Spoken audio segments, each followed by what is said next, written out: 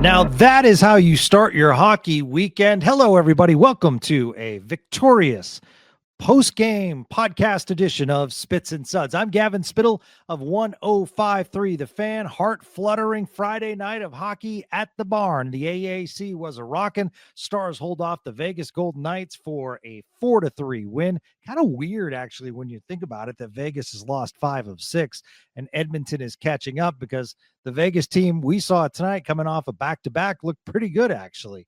So it was a terrific night of entertaining hockey, had almost every element that you want in a hockey game. Fans got their money's worth. Always good to beat Vegas. I don't want to call this necessarily a rivalry, but certainly familiarity with the teams facing each other throughout the playoffs in the last few years, and a lot of history there, whether it's Dennis Gurianov scoring in Vegas to send during COVID the Stars to the Stanley Cup, or was it Jamie Benn with the big suspension on Mark Stone, or was it Vegas taking down the Stars and going on to win the Stanley Cup, or was it the Stars last year knocking out the defending Stanley Cup champions in Game 7, Radek Faksa backhand, and Vegas is out in the first round as a wild card team. Stars went on to beat the Colorado. We know history, lost to Edmonton in the Western Conference Finals. So a lot of history between these two teams. And boy, when Vegas comes to town, not that I don't want to feature the Stars tonight, but can we all agree it will be so much fun to root for Jack Eichel? I know it's tough right now in a USA sweater. In just a few weeks at Four Nations Faceoff, boy, is he fun to watch. There are so many players in the NHL, and it's a limited number.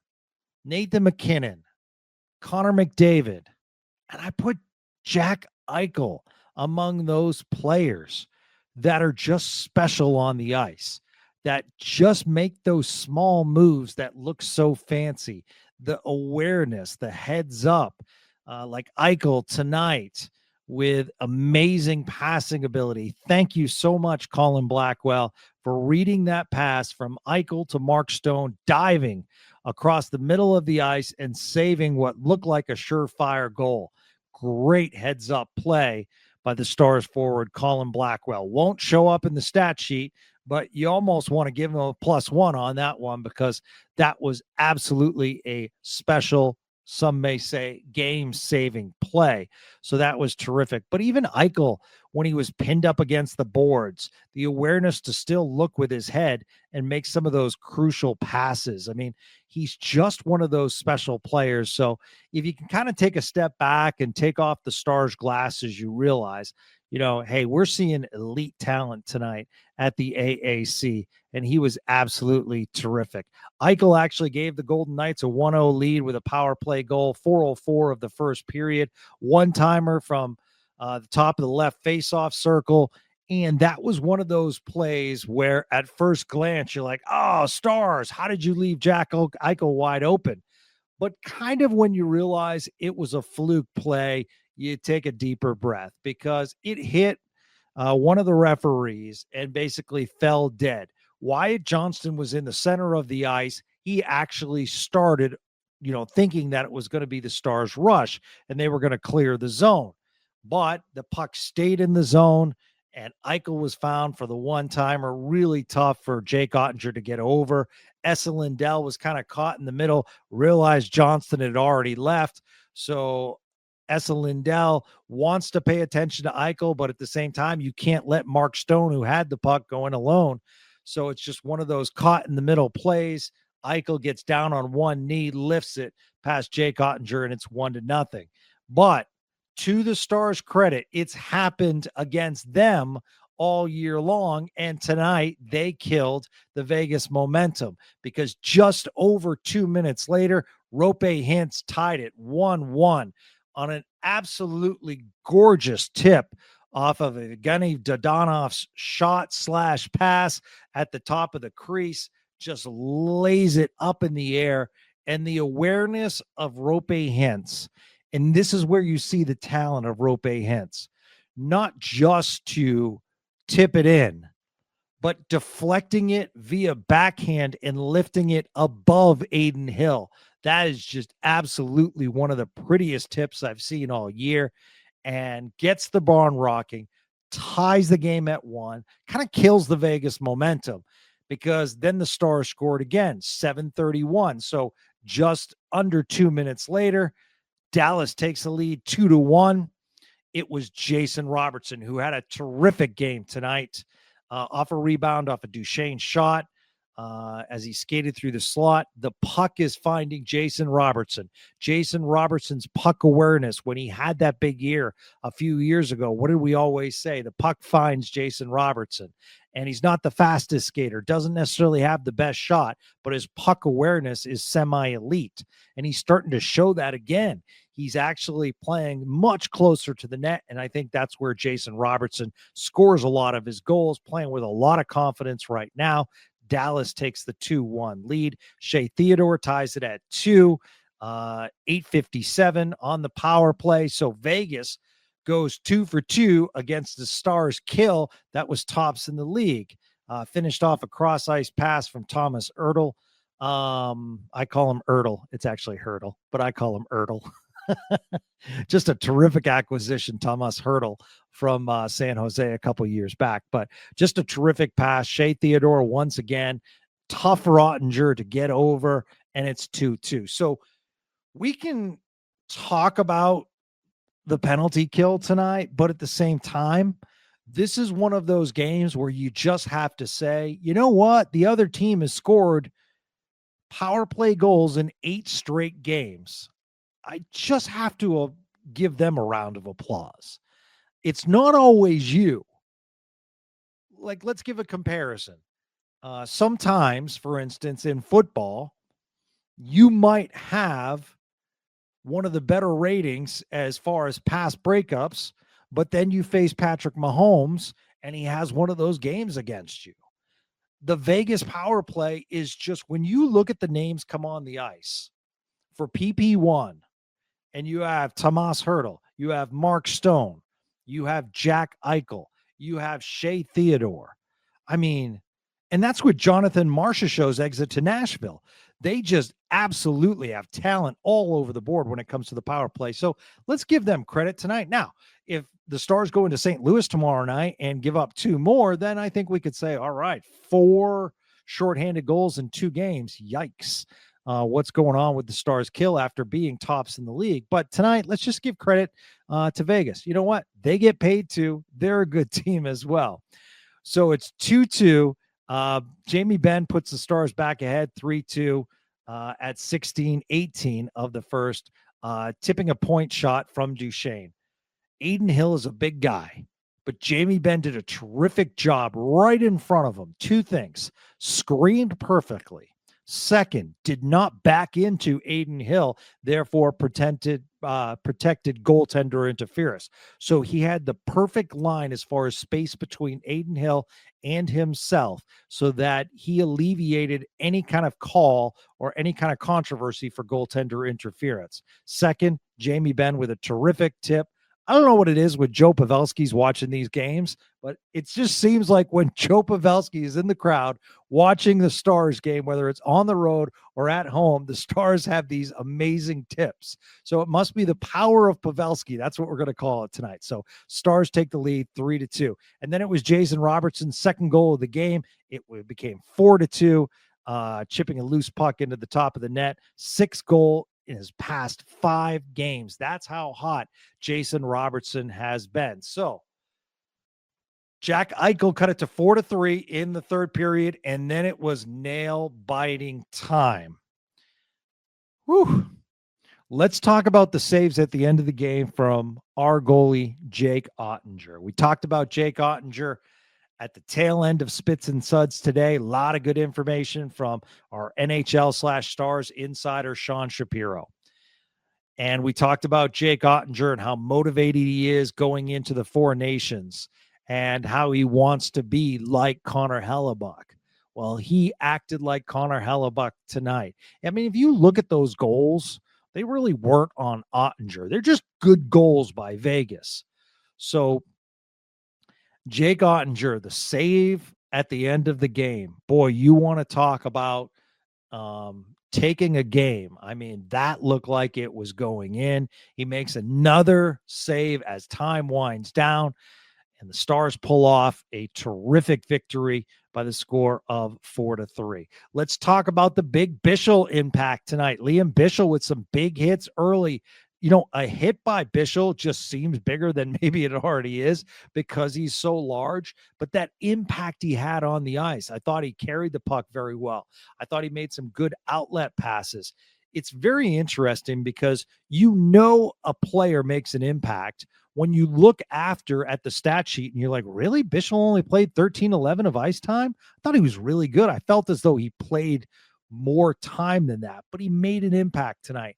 And that's what you want to see. He was paired with Matt Dumba. The reasoning from Pete DeBoer, and that's why they put Brendan Smith at the forward, is the size of Vegas. And they were afraid Nils Lundkvist was going to get pushed around. And that's one of those things when Nils Lundkvist is playing throughout the season and you wonder, are the Stars going to revert like last year and Nils Lundkvist is not going to get a lot of playing time and or get scratched in the playoffs as players seem to get bigger and the ice seems to get smaller and the physicality ramps up even more. So that's one thing. The second thing, that Eichel, Barbashev, and Stone line was absolutely terrific tonight.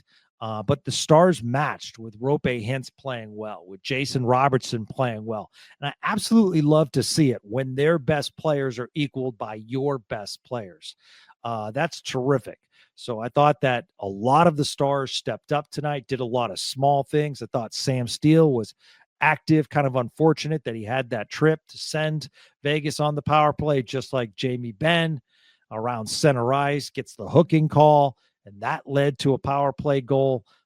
So, you know, these things are going to happen, but when you're playing Vegas, you got to stay out of the box. But overall, I thought it was just a real nice effort by the local troops tonight.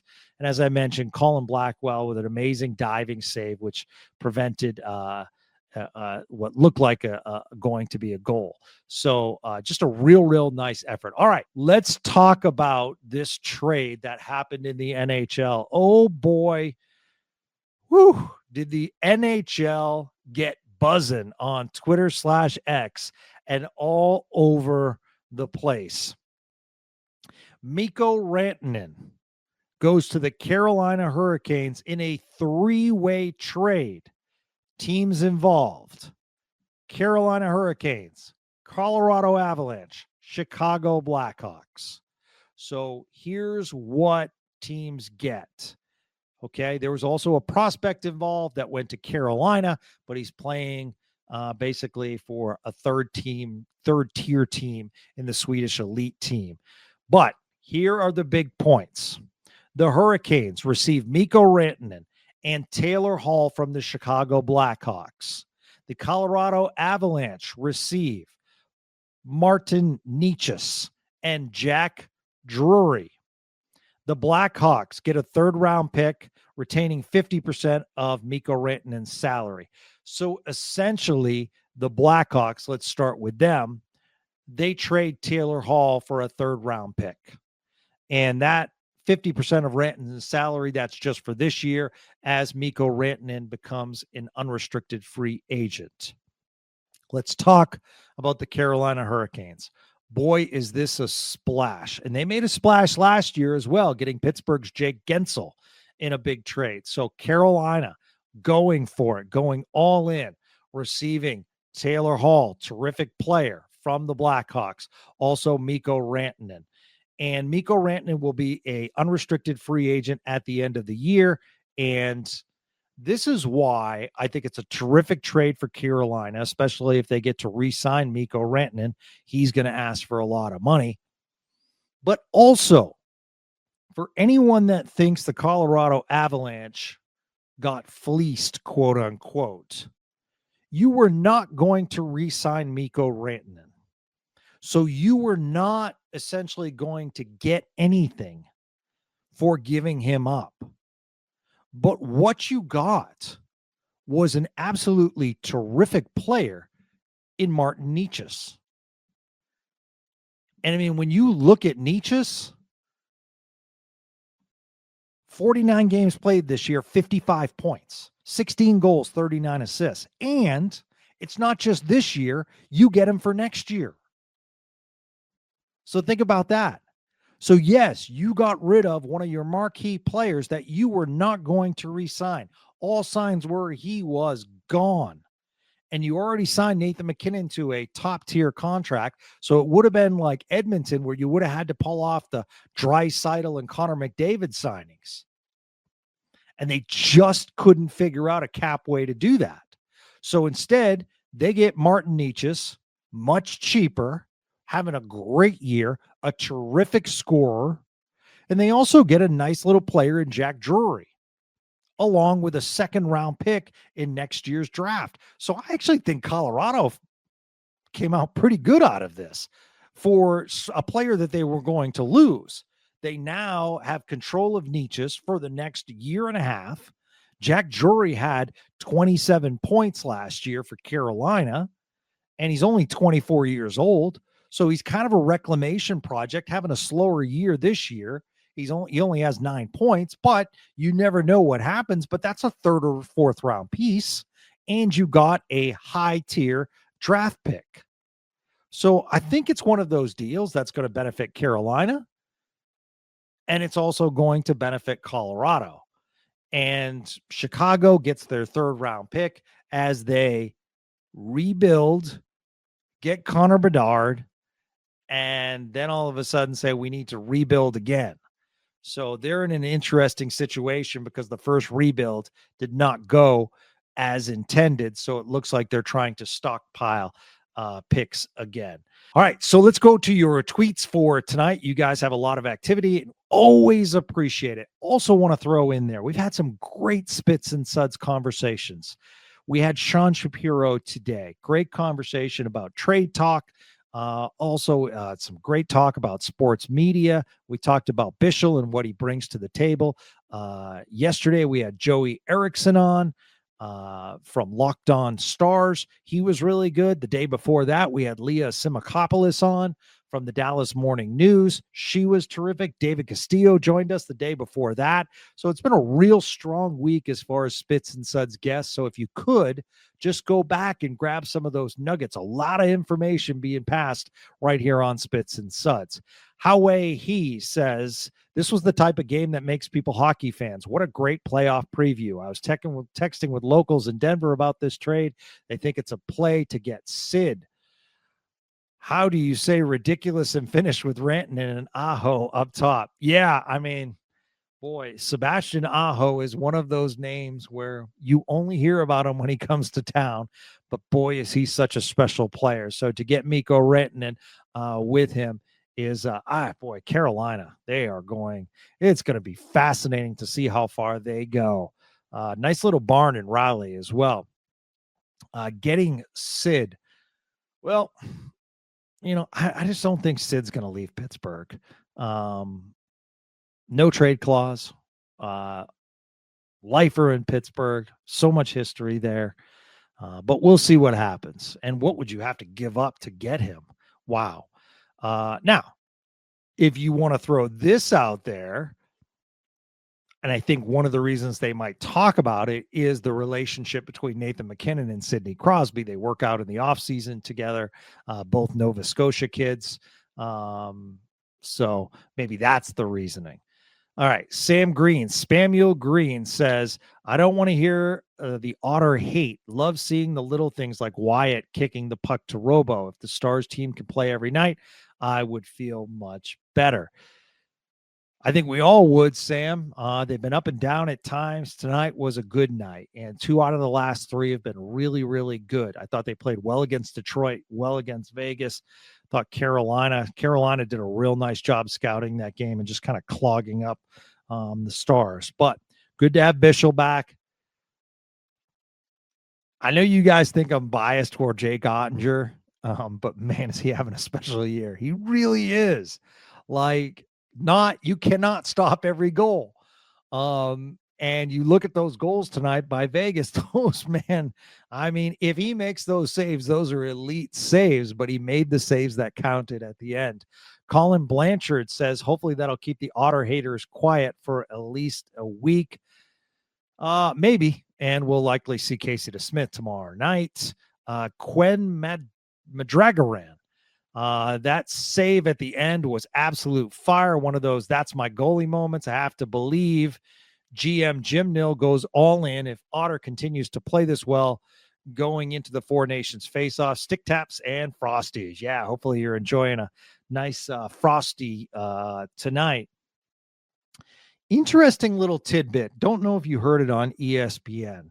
Leah Hextall spoke to Jim Nill, and she came on the ESPN broadcast, and she talked about Jim Nill only being interested in maybe this is what we call GM bluffing or GM play, where you throw something out and you might go in a different direction. But as per Leah Hextall in this conversation, and she's terrific at what she does, Jim Nill told her that two things.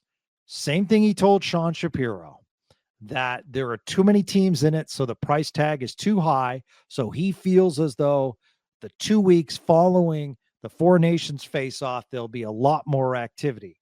But his words to Leah were, we are only looking at UFAs right now, unrestricted free agents.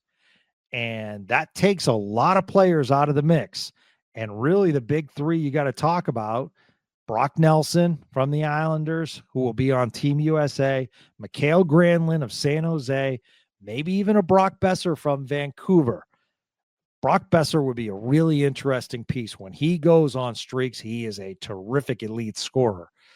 Brock Nelson does everything right. Mikael Granlund, think of kind of like this is going to be a tough comparison. Maybe a Logan Stankoven who can score more.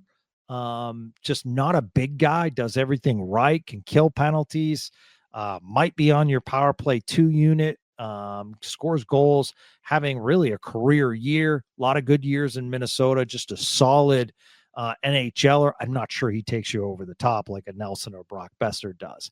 But the question is, for these players, what's the haul? And do you have to give up your first round pick?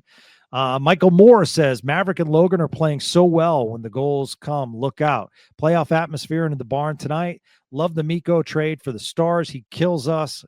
Yes, you're absolutely right. But Martin Nietzsche is also a Stars killer, so he's now on that Colorado team. So that's a little difficult. I think that goes to show there are a few teams in the Central that are going to go all in. Yeah, watch for Winnipeg. Let's see what they do as well. I mean, they have what it takes right now. Will they add those chips? And they have that goaltender that if he plays well, that is really, really impressive.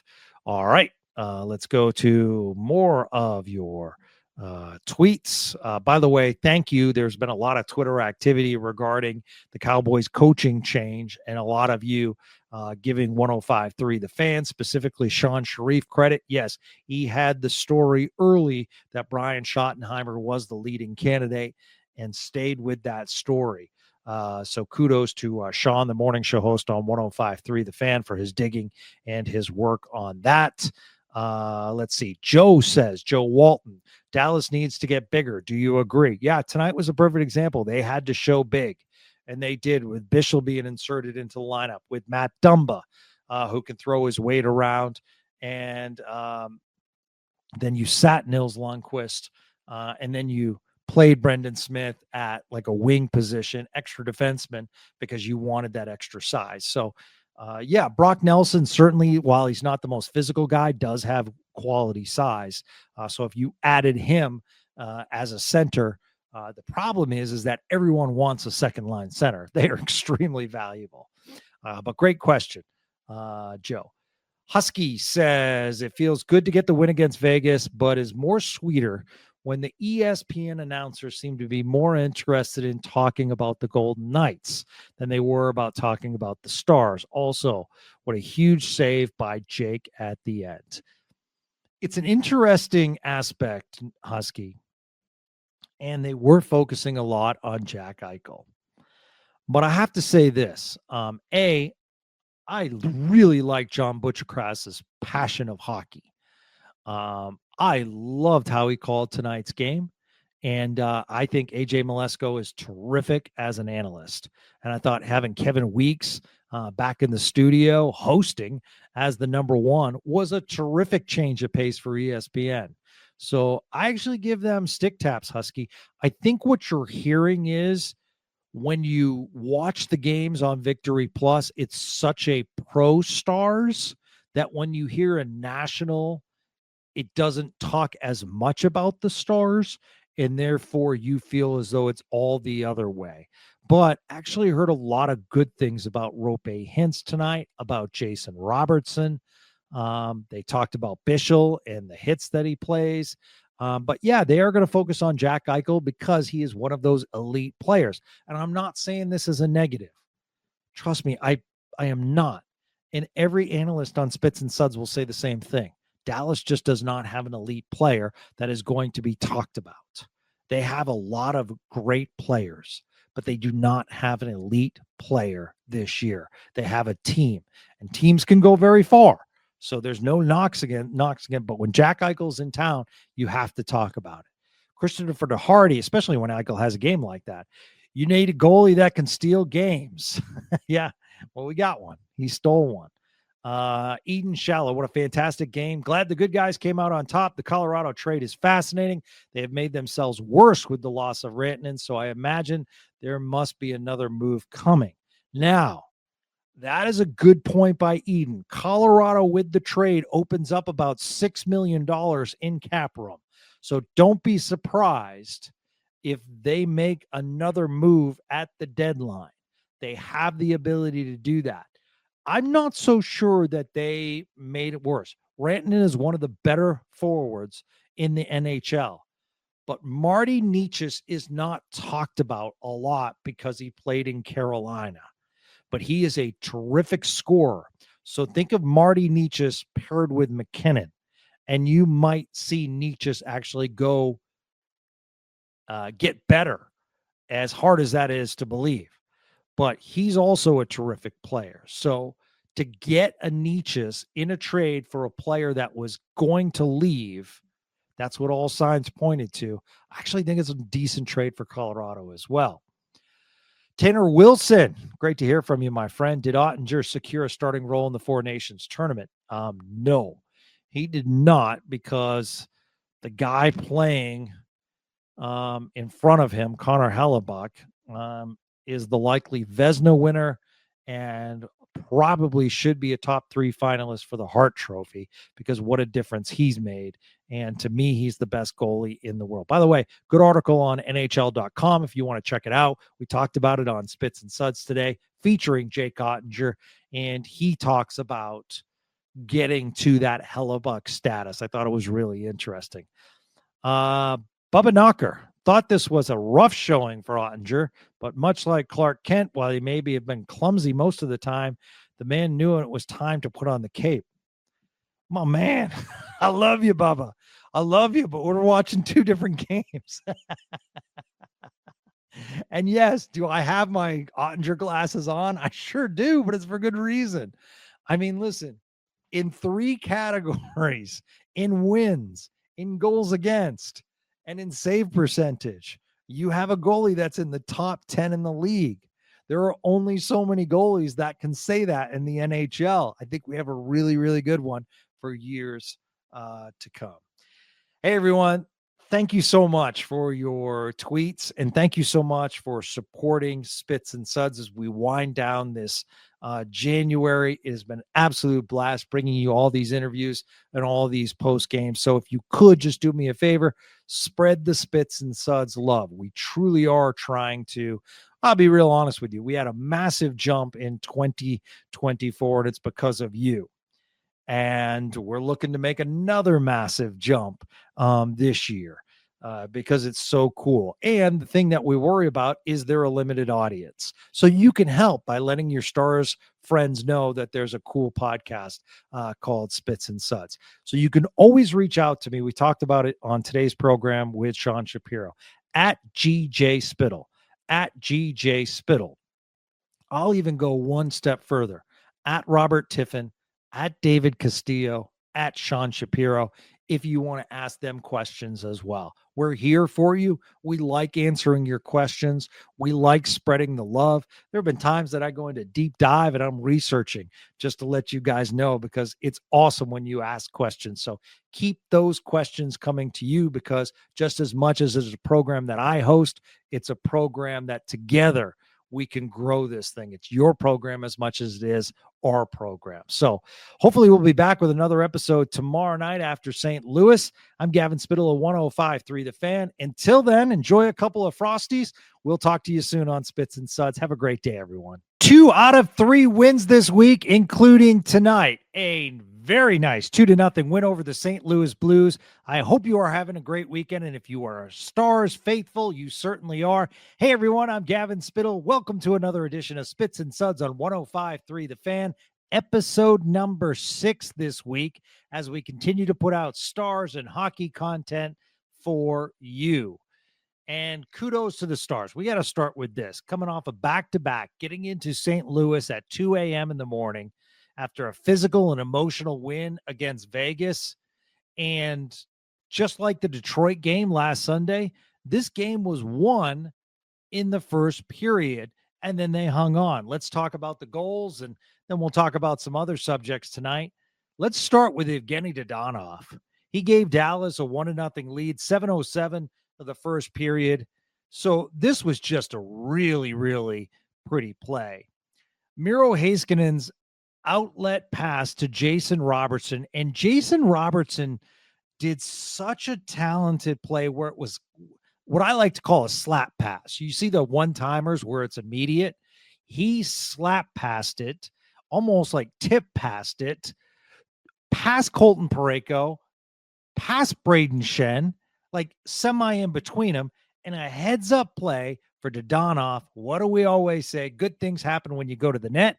Dadonov streaks by them and then gets to Binnington. So let's dissect this. A wonderful pass outlet to Heiskanen, a stretch pass of sorts to Robertson, who one-times pass just finds its way on Dadonov's stick. So Dadonov strides in, and he's got about 1 or 2 strides from the Blues defenseman. Binnington opens up a bit, and Dadonov very smartly slows down. Really, really cool to watch the replay and just focus on the skates of Dadonov and watch how he changes the angle of his skates to essentially stop and slow down his progress to give himself enough room to slide it past Binnington without making any contact. And what else can we say about Evgeny Dadonov? He has played on every line this season. He has done everything you want to. The contract is extremely reasonable up after this year. He now has 13 goals. That's 1 more goal than he had all of last year. And then let's not forget Jim Nill in this mix, because Jim Nill, it was basically like, we don't want our player, you don't want your player, let's do a swap. And the Stars acquired Evgeny Dadonov from Montreal for Denis Gurianov, who's no longer in the league, was down with the Milwaukee Admirals. Now he's playing in Russia.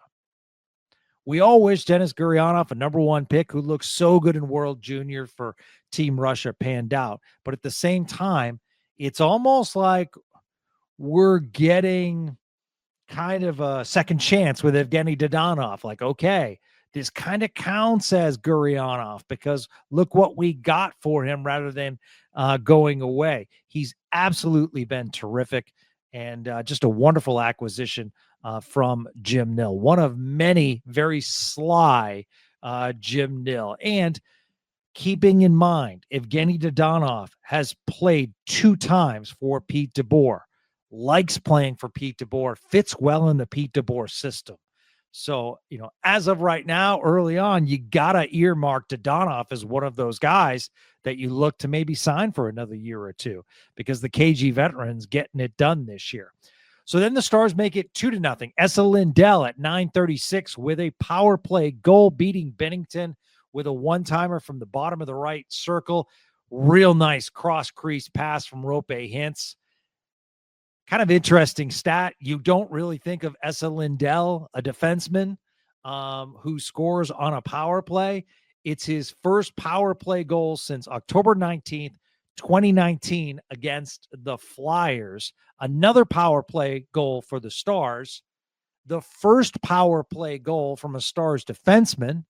They are one of the better power play units in the league since the beginning of January. Who knew this was coming? Steve Spott, like all of a sudden getting job security. So Stars power play clicking, and they're changing things up a bit. And what I love about this goal, the awareness of Esa Lindell to come down low, not just to sit up top, come down low and attack the situation. And he didn't accept the puck and hold it. I know Binnington can get frustrating, and a lot of you Stars fans are not fans of Binnington, and you try to get on him when he's at the AAC. But we do have to admit, he's a very, very good goalie. So when you release the puck on Binnington, you got to do it fast. And he one-timed it past Binnington. So we've seen some kind of imaginative positioning on the power play lately, and it seems to have created some openings. We had the bumper that Jason Robertson was playing so well. We have some more net front presence. We have Matt Duchene in tight where he can either curl or he can pass it back. And now we have Esa Lindell kind of coming in tight. No one was covering him. No one expected the pass to go cross crease, and it resulted in a 2-0 lead. By the way, this is the first time St. Louis has been shut out all year. Producer Gregory Finley producing that information. And that leads us to the star of this game. He's been great all year. Casey DeSmith. He turns away 33 shots on net. Was he lucky tonight? Absolutely. What goalie isn't lucky at times? I mean, I always like to say with goalies, if you're a really good goalie and it hits the post several times, that just means you're covering your position. And the post is, you knew it was going to hit the post because you're right up against the post. So multiple posts hit tonight. Puck got behind DeSmith a few times. It was cleared by the Stars. He also made some terrific saves on a St. Louis squad that I thought mid-second period through the game was putting some pressure on Dallas. They had some quality scoring opportunities. You could easily have seen this game being 2-2. I thought the Stars defense played well in front of DeSmith, but at the same time, DeSmith was certainly the major factor. And the ability to come in and spell Jake Oettinger on a regular basis, really exciting to see what kind of playoff dividend this will prove. And I'm not saying, and I'm, knocking on wood very lightly so my dog doesn't bark. I learned that a couple episodes ago. But the reality is that if for some reason Oettinger got injured, and although Wedgwood did a nice job getting victories, you really have a capable goaltender in Casey DeSmith.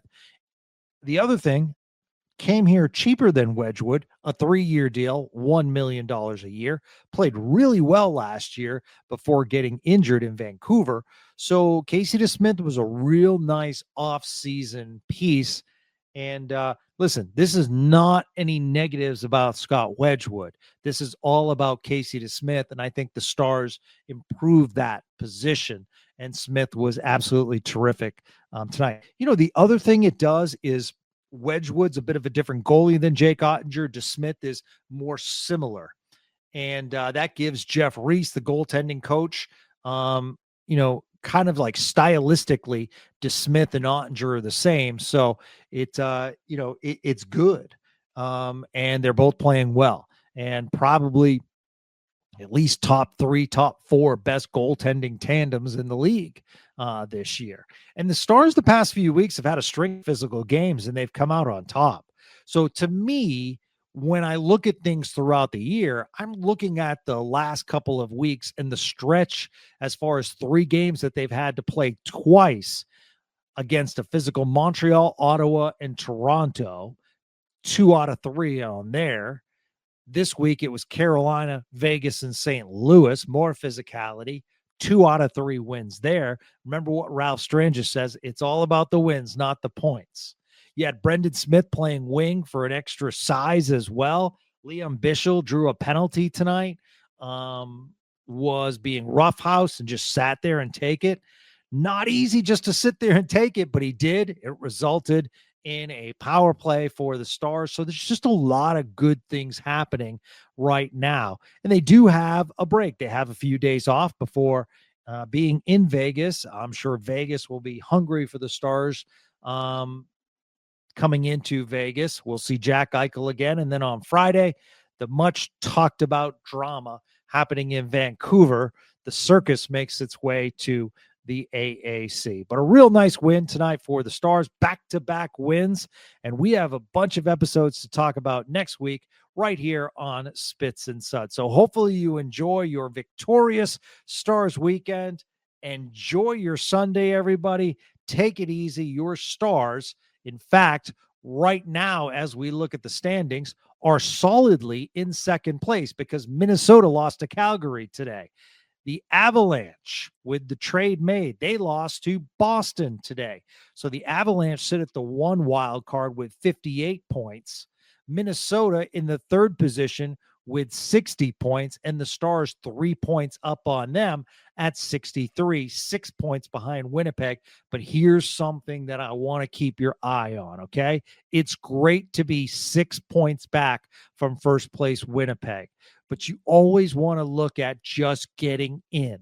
And the Stars, as of right now, after that Calgary win, are 8 points up from the final wild card spot. So providing some distance between you and the last wild card team in the West. So as I mentioned, we'll have some exciting programs next week, but until then, enjoy the day, everyone. Stars with a big shutout victory in St. Louis. Have a great day.